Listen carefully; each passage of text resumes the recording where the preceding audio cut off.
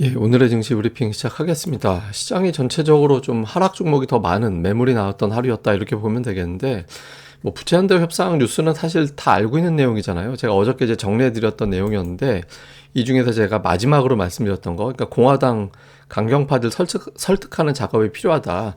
오늘 이런 것들이 이제 노이즈가 좀 나오면서 미증시는 주춤거렸지만 결과적으로 운영위원회 통과하면서 표결까지 가게 됐죠. 그래서 부채한도 협상 자체는 이제 뭐 나머지 뒷부분 뉴스만 남은 거라서 뭐 증시의 결정적인 방향을 잡을 만한 새로운 뉴스 이렇게 불거지기는 현실적으로 좀 어렵다라고 봐야 됩니다. 그래서 미국 시장 돌아갈 때는 뭐 공화당 강경파가 메카시 사태를 갖다가 언급하기 시작했다 이런 내용들이 있었지만 우리 증시 돌아갈 때는 하원 운영위원회를 통과를 해서 이제 표결까지 넘어가게 됐다라는 보도가 나왔죠. 그러니까 현실적으로 약간의 어떤 논란, 노이즈가 나오긴 하겠지만 결과적으로는 뭐 통과되는데 그렇게 문제가 크게 불거질 것 같지는 않거든요. 그래서 이 뉴스 자체는 점차 이제 소멸 국면으로 접어들었다 이렇게 봐야 되고, 뭐 또 반도체가 오늘 필라델피아 반도체 지수가 어정쩡하게 움직이고 엔비디아는 올라가긴 했지만 윗골이 크게 달고 마이크론 테크놀로지는 좀 빠졌죠. 그런데 그럼에도 불구하고 오늘 지수는 눌렸지만 외국인들은 삼성전자, SK하이닉스 계속 매수했잖아요.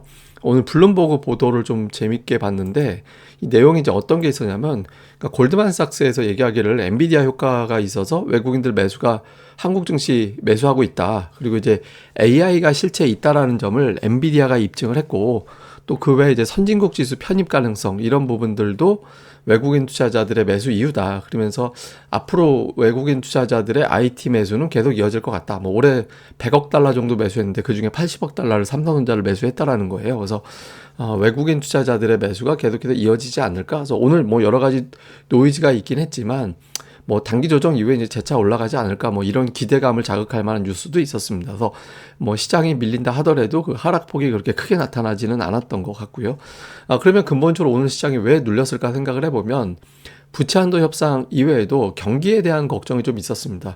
이게 이제 그 미국에서 컨퍼런스 보드 소비자 신뢰 지수인데 이제 이게 내려가고 있잖아요. 계속해서 이제 내려가고 있는 그런 추세가 나오고 있고, 그리고 또 미국에서는 경기는 조금 걱정되는데 금리는 올릴 것 같고, 그러니까 미국의 어떤 6월 FOMC 회의에서의 금리 인상 확률이 60%. 이거 거의 뭐 7대 3이었다가 그나마 6대 4로 좀 바뀐 거긴 한데, 어쨌든 동결을 단정하고 있다가 6월에도 올릴지도 모르겠는데 이런 걱정이 있죠. 여기에 오늘 나왔던 그러니까 중국의 CPI도 계속 내려가는 쪽으로 나오고 있거든요.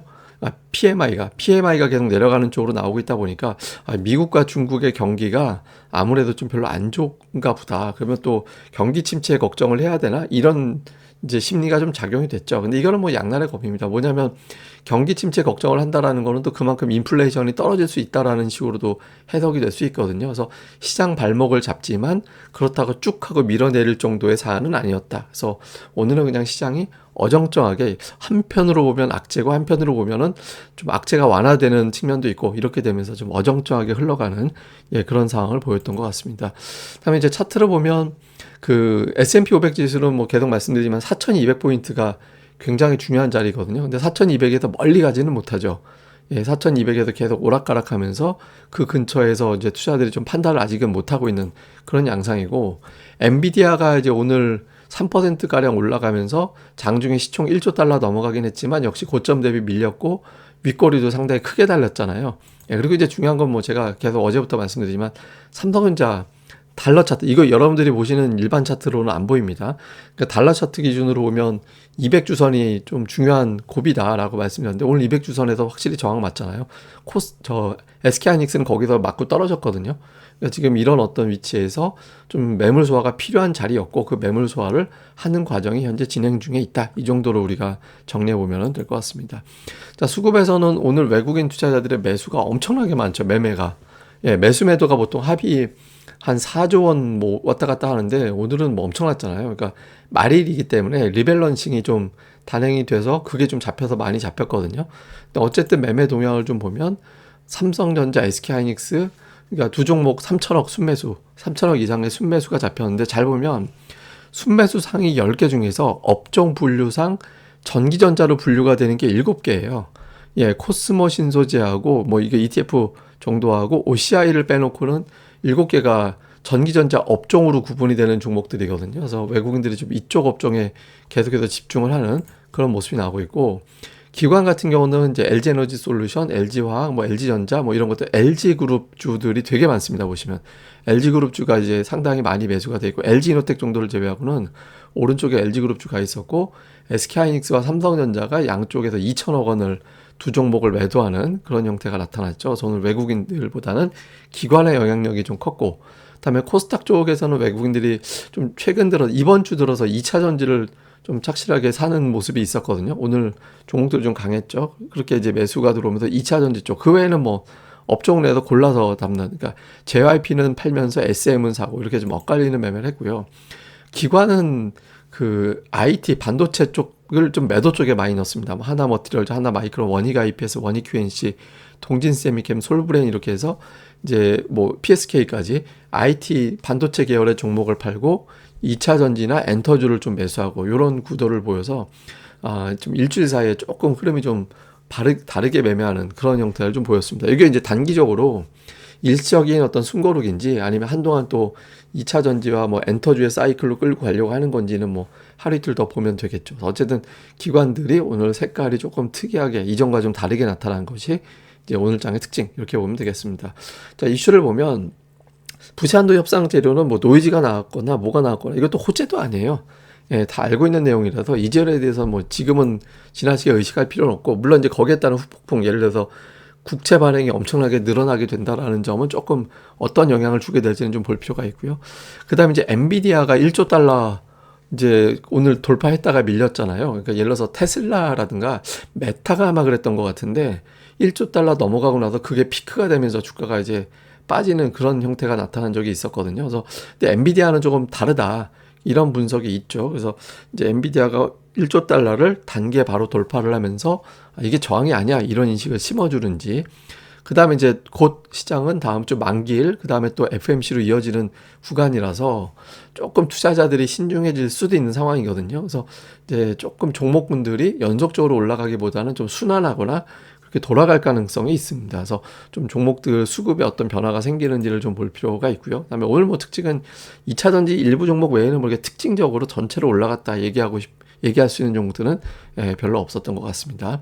근데 요거는 제가 이제 한번 올려드렸던 건데, 그 삼성전자가 앞서 뭐 블룸버그에서 이제 골드만삭스 분석으로 뭐 삼성전자, 하이닉스 외국인들이 매수하는 이유, 이제 엔비디아 효과가 실체가 있기 때문, 그리고 뭐 MSCI 선진국 지수 가능성 뭐 이런 것들을 가지고 이제 매수한다라고 말씀드렸잖아요. 근데 우리가 상식적으로 보면 삼성전자가 10% 올라가면 외국인들의 평가 가치가 22조 원이 올라가거든요.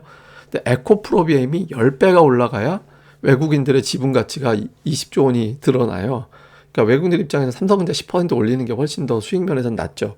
근데 그런 환경이 되느냐가 되게 중요하거든요. 그래서 지금 흐름 자체가 그렇게 돌아간다라고 보면 이제 조금 이제 시장의 구도 자체는 이제 전체적으로 외국인 투자자들이 주도하는 수익률 게임이 아니라 수익금 게임으로 넘어갈 가능성이 있어 보입니다. 그래서 다음 주에 뭐 만기일 뭐 이런 것들 때문에 조금 변화가 나오긴 하더라도 외국인 투자들이 완전히 근본적으로 방향을 튼다, 또 이 기회를 버린다, 이렇게 보기에는 현실적으로 좀 높아 보이진 않아서, 그러니까 200주선에서 아주 멀리 떨어지지 않고 공방 정도 버린다라면 그 주변 주들에 대한 어떤 주목은 계속해서 해보는 것도 어떨까, 이 말씀도 드리도록 하겠습니다.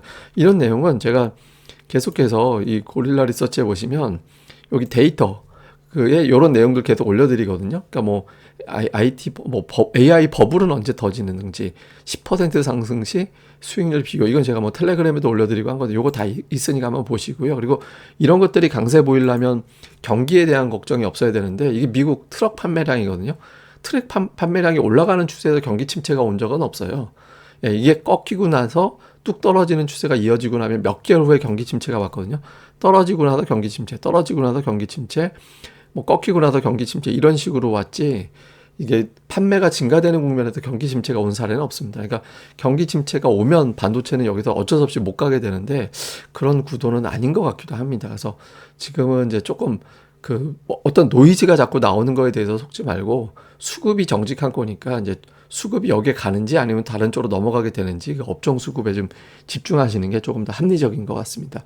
예, 뭐 자세한 건 계속해서 설명드릴 거니까 이 방송 구독하기, 좋아요 꼭 부탁드리고요. 그리고 아까 보여드렸던 고릴라 리서치도 많은 방문 부탁드립니다. 감사합니다. 다음에 뵙겠습니다.